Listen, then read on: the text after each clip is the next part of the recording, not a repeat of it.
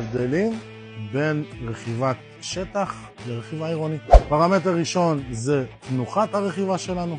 פרמטר שני, הרכיבים באופניים. באופני שטח ואופניים ספורטיביים בכלל, אנחנו נחפש תנוחת רכיבה שהיא במנח רכיבה קדמי, שנותן לנו בעצם יותר שליטה בפניות, בשיכוך זעזועים, וגם נותן לנו יותר אפשרות להשתמש בכוח של הרגליים. התנוחה השנייה זה תנוחת רכיבה בישיבה זקופה. כשמדובר על ישיבה זקופה, זה אופניים שהם כיפים בצורה יוצאת מן הכלל. רכיבים.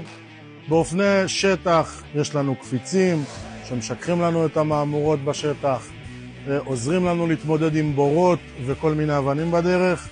יש לנו הילוכים, בדרך כלל יותר הילוכים מבאופני עיר, צמיגים יותר עבים ורחבים וג'אנטים יותר חזקים, גם מעצורים שהם בדרך כלל מעצורי דיסק שיכולים להתמודד עם יותר לכלוך. לעומת אופני עיר אנחנו מחפשים דווקא מוצר שהוא פשוט יותר, שיהיה לו פחות תקלות, שיוכל לשמש אותנו כמה שיותר בלי לעשות בעיות, ולכן לא משתמשים בקפיצים, הם מתנגדים לתנועה הטבעית שלנו בגוף.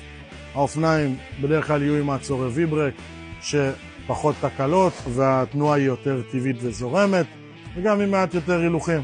יש לנו פה להציע את כל המגוון, כל הצורות, כל הגדלים. אנחנו פה לעזור לכם בכל דבר שתבחרו.